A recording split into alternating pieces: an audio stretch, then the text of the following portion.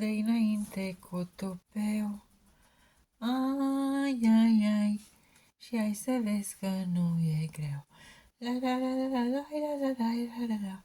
După acest scurt videoclip mă apuc de scris că am o noapte albă. În noaptea nu dorm, nu am somn. Zorii zilei mă prind, când pe plajă mă plimb, pentru că noaptea nu dorm. Eu noaptea nu dorm, nu am somn. La birou eu mă plimb, printre cărți eu șovăind, fiindcă noaptea nu dorm. Am scris 11 carduri și sunt foarte încântată că nici nu vine somn. Și mai vreau să scriu încă câteva și la urmă dorm. Oricum, dacă nu am un loc de muncă, pe să stau și până târziu noaptea. Cu toate că ar trebui să am un program de somn, dar programul l-am de somn, doar că nu îl respect tot timpul. Adică îl respect, dar mai petrec.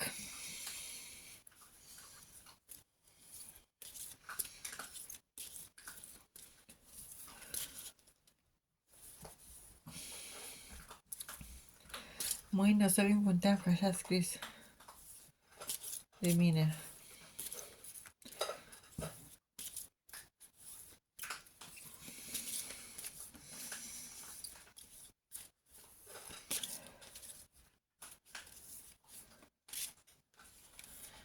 Nu mă prefac, așa sunt eu.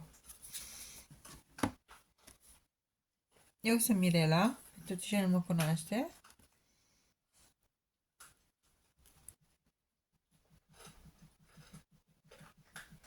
Am extras numărul 5. Vor începe nenorociri mari, fiindcă fără ele, fără nenorociri, nu se întâmplă binele. Nu se întâmplă minuni fără nenorociri. Doar pentru că încă puțin va mai fi alimentat acel sistem întunecat. Încă puțin va mai fi alimentat de către noi acel sistem întunecat, care se hrănește cu energia noastră, prin frica, prin teama noastră, prin vibrația noastră se hrănește cu noi întunericul.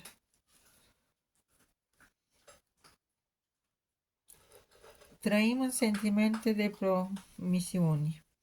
Indiferent de ce s-ar întâmpla, promiteți că vei fi o versiune mai bună a ta.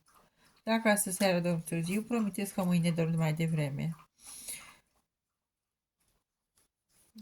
Dacă nu oferi destul de mult, promiți că data viitoare vei oferi mai mult.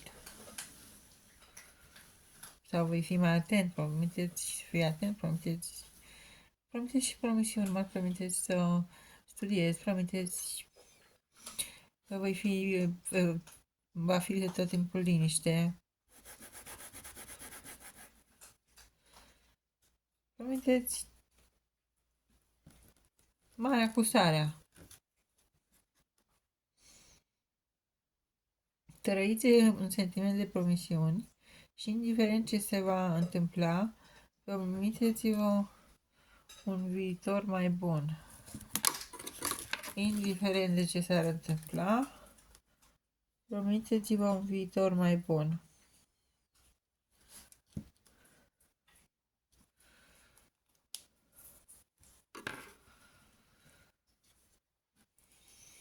Cardul cu numărul 5, Mirei, de la Mirela, numele meu în franceză. Mirei Marie. Mirela Maria.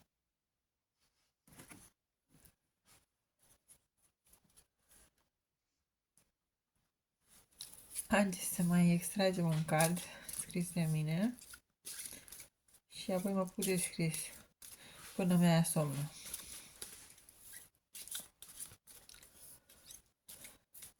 Deocamdată sunt foarte entuziasmată Că am avut o vacanță de vis.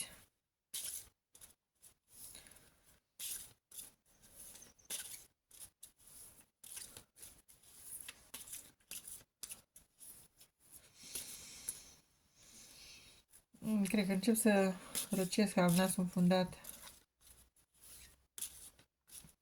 O să iau o pastilă. Ia uitați ce avem noi aici. Cardul cu numărul 1. 1.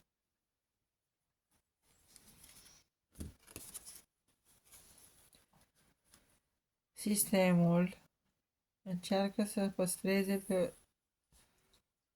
paralizeze pe oricine. Sistemul încearcă să paralizeze pe oricine. Oricine spune un adevăr, oricine vin cancelate videoclipurile. Vor începe marile operațiuni ale luminii. Întunericul, așa cum am zis în cardul precedent, încă puțin se mai agață de noi. Cu ultimele forțe va fi ultimul ura al întunericului în 2025. Suntem aproape colonizați, chiar dacă se zice că este democrație. Cineva se hrănește cu noi, cu frica, teama și sunt atrași de lumină, de lumina noastră, și pe unii dintre noi ne atacă energetic în somn.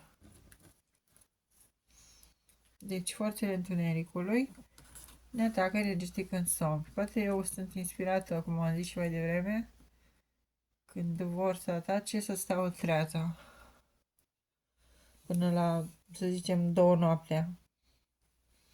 Nu e un exemplu bun, dar cum am zis, nu am un serviciu și îmi permit timp. Ce să mai facem noi, drăguț? Ia, haide să vedem. Talismanele succesului. Ce arată un rac aici.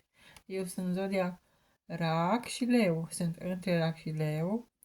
Ascendent pești, descendent fecioară. Deci imaginați-vă ce intuiție am, mai ales dacă reușesc să le decalcific glanda pineală.